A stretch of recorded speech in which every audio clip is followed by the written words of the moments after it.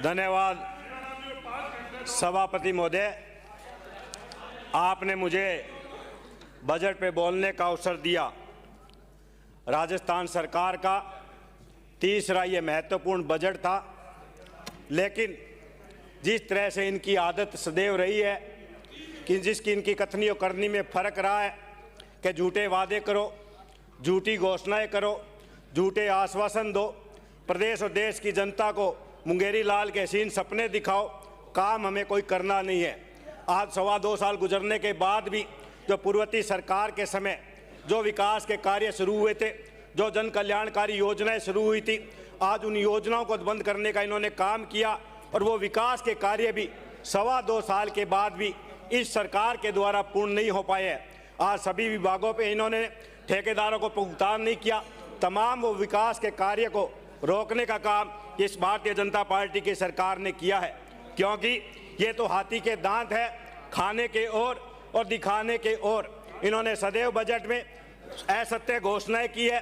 पूर्व में जो माननीय सदस्यों ने जिस तरह से बताया कि पिछले 2 बजटों में मात्र 25-30% ही इनकी घोषणाएं पूर्ण हुई है, बाकी घोषणाओं पे अभी तक किसी भी तरह का इन्होंने कार्य शुरू नहीं किया है। क्योंकि एक कहावत है कि दाना नहीं है खाने को, अम्मा चली बुनाने को। तो इस सरकार के पास वित्तीय प्रबंधन ही नहीं है, इस सरकार के पास पैसा ही नहीं है। हमारे माननीय सदस्य मोदी जी का नाम तो बड़े बड़े अक्षरों में लेते हैं, जब भी बात चलती है प्रधानमंत्री जी की बात करते हैं, लेकिन 2.25 साल गुजरने के बाद भी केंद्र से हमें कोई आर्थिक सहायता नहीं मिल रही है।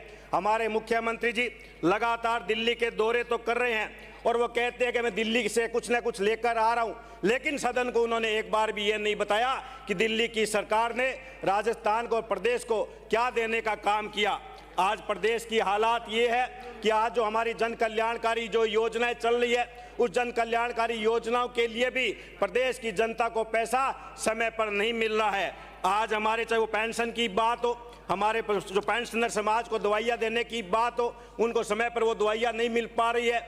आज मानगढ़ जिले की बात करूं, अटल भू योजना जो सरकार लेकर आई थी, आज 1369 डिग्गियों का 50 करोड़ पैसे का अनुदान आज भी हमारा 2 सालों से बकाया है। आपने किसानों को कर्जदार करने का काम किया, ऐसी ऐसी घोषणाएं तो आपने कर दी जिससे किसान अपने कर्ज पे लेकर पैसा, उनका काम तो उन्होंने पूरा करवा लिया, लेकिन जब आप अनुदान देने की बात आती है तो आपके चक्कर ही काटते रहे हैं, आप उनको पैसा देने का काम नहीं करे। चिरंजीवी योजना की बात तो आप बड़ी बड़ी करते हैं, लेकिन बड़े राजकीय निजी चिकित्सालयों में इलाज इसलिए मना कर देते हैं कि सरकार समय पे भुगतान नहीं करती। आज बड़े हॉस्पिटल में गरीब मरीज जब इलाज कराने के लिए जाता है तो हॉस्पिटल वाले उन्हें मना कर देते हैं कि इस योजना के तहत हम आज इलाज नहीं करेंगे। सदन में सिर्फ बातें ही बड़ी होती है। आज पंचायतों की किस्तें नहीं आ रही है। आज जो माननीय मंत्री महोदय ने पंचायत राज ने कहा था कि गांव में हमने सफाई के लिए विशेष अभियान चलाया है, मैं आपके माध्यम से कहना चाहता हूं, सफाई का जो पैसा है उन्होंने आदेश तो निकाल दिया कि ग्राम पंचायतों अपने बजट से करें, सरकार पुनर्भरण करेगी, लेकिन आज तमाम ग्राम पंचायतों का पैसा जो सफाई का है वो लटका हुआ है, उसके लिए गांव के अन्य पैसे रुके हैं। आज हम बात करें विद्यालयों के लिए, तो नया तो उनको स्कूटियां मिल रही, नए उन्हें ड्रेसें मिल रही, और जो आप टैबलेट मेधावी छात्रों को देने की बात रही, 10 महीने से फाइलें अधिकारियों के चक्करों में पड़ी हुई है, आज उन्हें नए स्कूटियां मिल रही। बात हम करें किसी भी विकास की योजनाओं की, मुख्यमंत्री अन्नपूर्ण फूड पैकेट योजना लाए थे, बढ़ती महंगाई में गरीब को राहत देने के लिए, गरीब का चूल्हा जलाने के लिए, और आप उसने उस 2 साल से इस योजना को बंद कर रखा है। आज इस बढ़ती महंगाई में पंक्ति के अंतिम छोर के गरीब किसान मजदूर की हालत व्यवस्था देखिए, आज उसके घर में चूल्हा नहीं जल पा रहा है। जो पूर्ववर्ती सरकार ने जो योजना चलाई थी आपने बंद करने का काम किया। आपने इंदिरा रसोई का नाम तो बदलने का काम किया, लेकिन आज हालात क्या है, आज ना तो गाँव में न शहरों में खाना मिल रहा है। अधिकांश हमारी जो रसोई है बंद पड़ी है क्योंकि आप उनको समय पर उनका भुगतान नहीं कर पा रहे हैं। आज हम बात करें कि पीएम आवास योजना की, हमारे गरीब किसानों ने कर्ज लेकर अपना मकान तो बढ़ा लिया, लेकिन आज उस पीएम आवास योजना के तहत उनकी किस्तें नहीं मिल रही है। जब ऑफिसों के चक्कर काटते हैं तो कहते हैं जयपुर से ये किस्तें रुकी हुई है। ये व्यवस्था, ये स्थिति इस सरकार की बनी हुई है और बात ये विकास की कर रहे हैं कि हम विकास कर रहे हैं। इस सरकार की हालत तो ये है कि जनता की बात ये सत्ता के विधायक नहीं सुनते, विधायकों की बात मंत्री नहीं सुनते, मंत्री की बात मुख्यमंत्री नहीं सुनते और मुख्यमंत्री की बात ये अधिकारी नहीं सुन रहे। 2.25 साल में इन अधिकारियों ने जो मजाक इस सरकार का बनाया है, आज हम और आप और हम सब इस अधिकारियों की कठपुतली बनकर रह गए हैं। हम एक दूसरे पर आरोप लगाते हैं भ्रष्टाचार का। आज प्रदेश को कोई खोखला कर रहा है तो वो सही मायने में भ्रष्टाचार कर रहा है। आज हमें सोचना होगा कि भ्रष्टाचार का असली जन्मदाता कौन है, इस भ्रष्टाचार को जन्म कौन दे रहा है। आरोप प्रत्यारोप हम एक दूसरे पर करते हैं लेकिन बात कभी अधिकारियों की नहीं करते। आज जो निर्माण की बात हो, विकास की बात हो, मैं दावे के साथ कहता हूं 10% का पैसा कमीशन के रूप में जाता है और आज सदियों से जाता रहा है। हम सब ने मिलकर ये क्यों नहीं सोचा कि वो कमीशन का पैसा जो अधिकारियों की जेब में जा रहा है, हम उनको रोकने के लिए क्या हम नियम और कानून बनाए। आज तमाम विकास के कार्यों में वो अधिकारी पैसे ले रहे हैं। एक छोटा सा कर्मचारी अभी पकड़ा गया था जिनमें करोड़ों रुपए का सोना प्लाट उनके मिले थे, तो बड़े बड़े अधिकारियों की क्या होगी, आप ये सोचने की बात कीजिए। मैं तो आपके सदन के माध्यम से कहना चाहता हूं, आप हमारे नेताओं की आय से अधिक की संपत्ति की जांच कराएं और इसके साथ तमाम अधिकारियों की भी आय से अधिक की संपत्ति की जांच कराएं, जिससे कि जो गरीब जनता का ये पैसा है, मेहनत की जो कमाई है, वो भ्रष्टाचार के रूप में लूटी ना जाए और जनता का पैसा, ये गरीब जनता का पैसा उसके विकास के लिए सुने। कांग्रेस के नेताओं की बैठ जाइए, कांग्रेस के नेताओं की जांच करा लो। मैं सबकी बात कर रहा हूं, सबकी बात कर रहा हूं, सबकी बात कर रहा हूं। आप नीचे बैठिए, आपको अधिकार नहीं है मेरे बीच में बोलने का। जब आपका मौका आए तब आप बोलना। विपक्ष का काम होता है सरकार को आईना दिखाने का, विपक्ष का काम होता है सरकार कोई गलती करे उसका देने का। लेकिन 2.25 साल गुजरने के बाद सरकार का ये आइन नहीं है कि वो पूर्ववर्ती सरकार पे दोष मंडकर अपनी जिम्मेदारियों से बचे। आप अपनी जिम्मेदारियों से नहीं बच सकते पूर्ववर्ती सरकार पे आरोप प्रत्यारोप करके।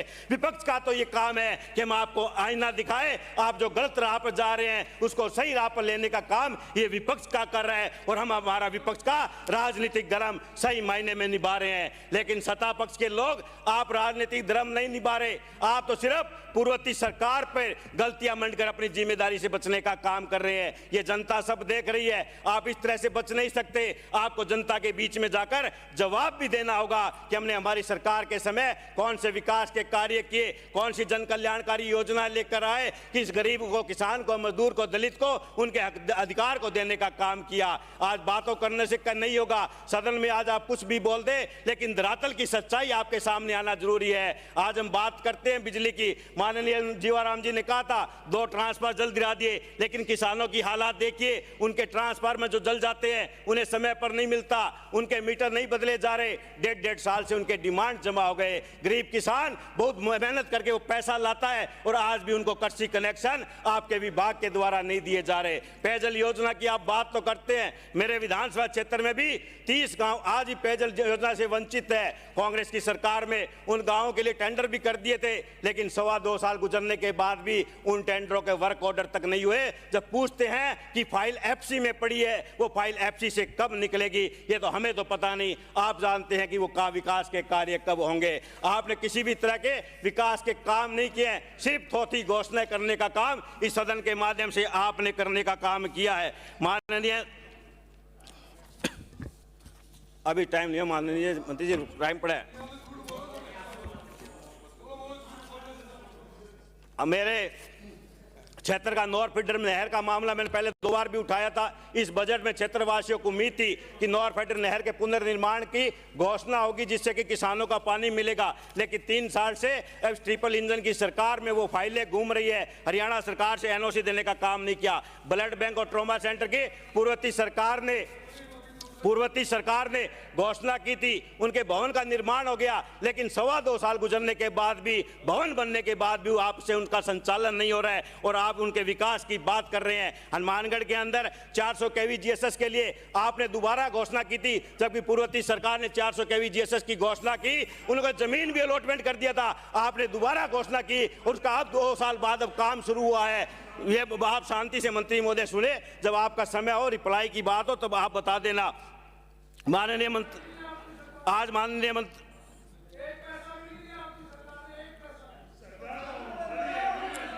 329 करोड़ रुपए की घोषणा वित्तीय प्रबंध किया था। जमीन अलॉटमेंट हमारे सरकार के समय हो गई, आपने दोबारा घोषणा उसकी की थी और अब वो काम शुरू हुआ है।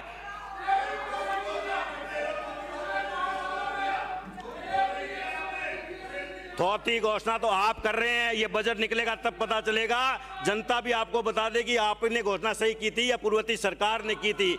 आप तो सिर्फ घोषणा ही कर रहे हैं। माननीय 28 गांव हमारे नौर भादरा के आज भी असिंचित है।